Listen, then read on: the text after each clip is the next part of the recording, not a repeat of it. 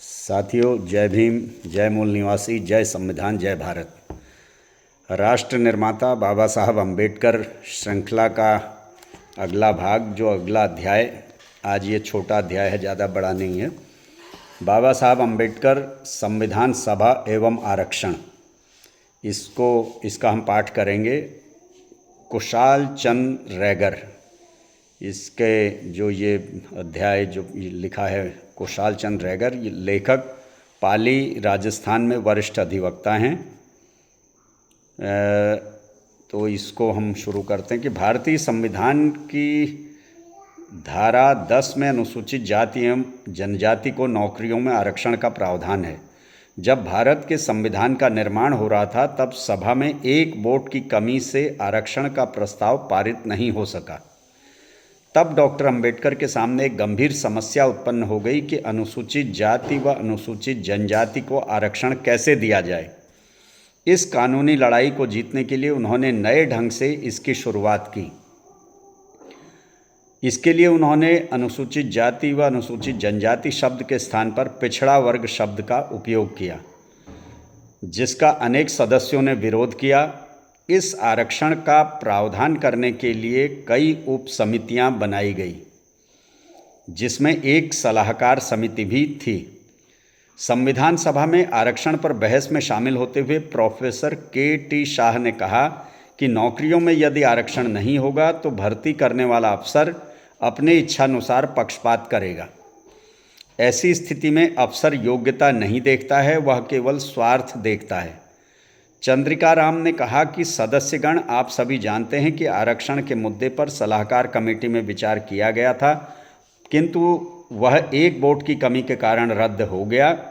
अन्यथा अनुसूचित जाति के लिए आरक्षण का प्रावधान कानूनी बाध्यता के अंतर्गत आ जाता।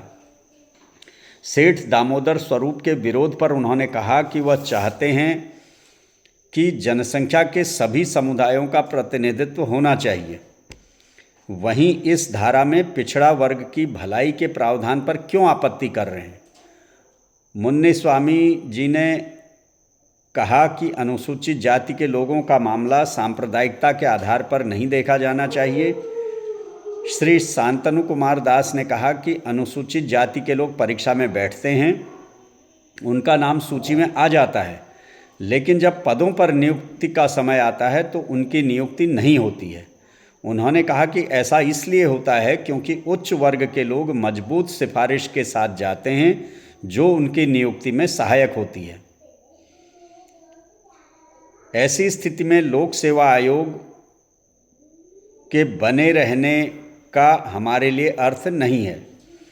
सेठ दामोदर स्वरूप, जो कि समाजवादी थे, उन्होंने आरक्षण का बहुत विरोध किया और कहा कि पिछड़े वर्ग के लिए सेवाओं में आरक्षण का अर्थ दक्षता और अच्छी सरकार को नकारना है। उन्होंने यह भी कहा कि इसे लोक सेवा आयोग के फैसले पर छोड़ देना चाहिए।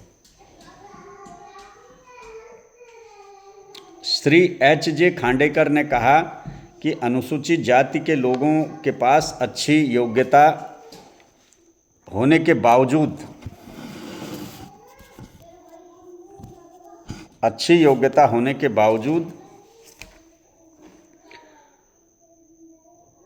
उन्हें नियुक्ति के अच्छे अवसर हासिल नहीं हो पाते हैं और उनके साथ जातिगत आधार पर भेदभाव किया जाता है।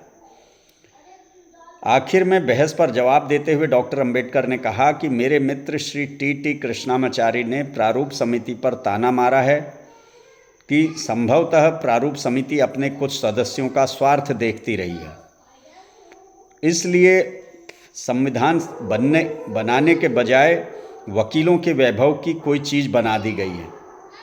मैं श्री टी कृष्णामाचारी से पूछना चाहूँगा कि क्या वे उदाहरण देकर बता सकते हैं कि दुनिया के संविधानों में से कौन सा संविधान वकीलों के लिए वैभव की बात नहीं रहा है।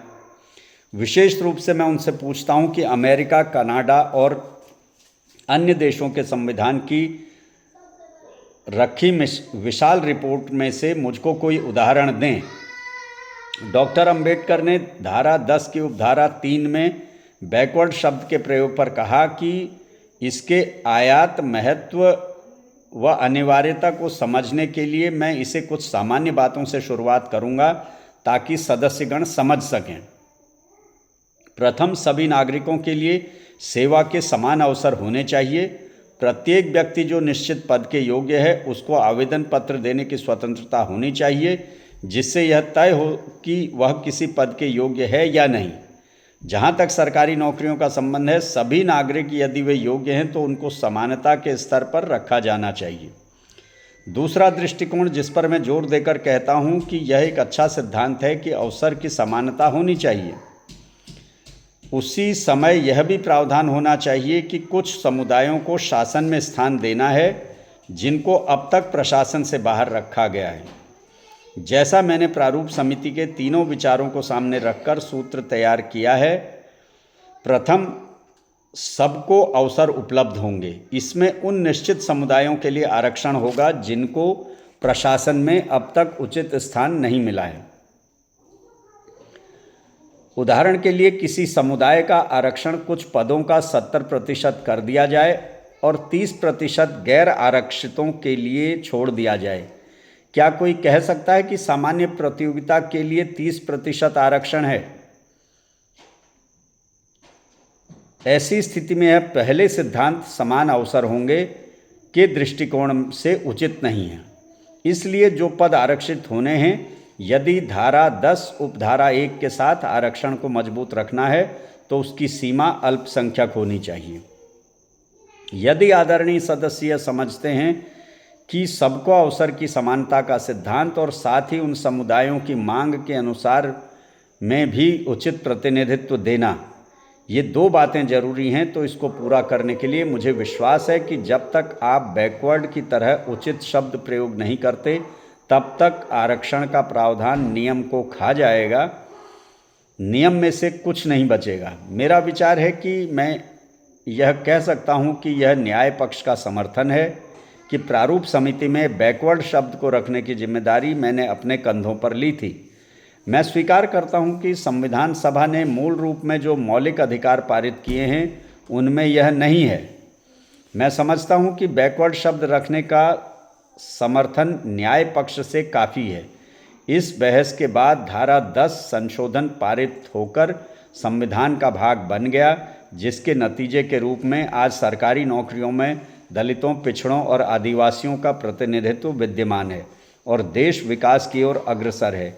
यह है डॉक्टर अंबेडकर की महानता। इतनी सारी विभिन्नता, जाति, रंग, वेशभूषा, भाषा, खान पान होने के बावजूद भी आज भारत का अस्तित्व इस दुनिया में अखंड रूप से विद्यमान है, तो भारतीय संविधान की लोकतांत्रिक सेकुलरिज्म प्रतिनिधित्व की भावना के कारण जो इस देश को एकजुट बनाए रखती है, यह किसी चमत्कार से कम नहीं है। यह डॉक्टर अंबेडकर की इस देश को अनमोल भेंट है और यही उनकी विरासत है। तो ये था ये आज का अध्याय, बाबा साहब अंबेडकर, संविधान सभा एवं आरक्षण। इसके बाद अगला अध्याय हम करेंगे बाबा साहब अंबेडकर, राजनीतिक एवं आर्थिक प्रश्न। ये अगली कड़ी में हम इसे पढ़ेंगे। तो आज इसी अध्याय के साथ आज हम यहीं पर इस श्रृंखला को विराम देते हैं। यदि ये महत्वपूर्ण आपको लगे और उपयोगी लगे तो अपने अन्य साथियों के साथ को भी इसे भेजें, शेयर करें, ताकि अधिक से अधिक लोगों तक ये जानकारियाँ पहुंच सकें कि किस प्रकार संविधान में आरक्षण का जो प्रावधान हो पाया, जिसके बदौलत आज असंख्य लोगों को एक प्रतिनिधित्व मिला, जिसके बदौलत एक नया भारत, एक समावेशी भारत, एक सामाजिक न्याय पर आधारित भारत बनने की दिशा में अग्रसर हुआ। तो समय देने के लिए आपका बहुत बहुत धन्यवाद। जय भीम, जय भारत, जय संविधान, जय मूल निवासी।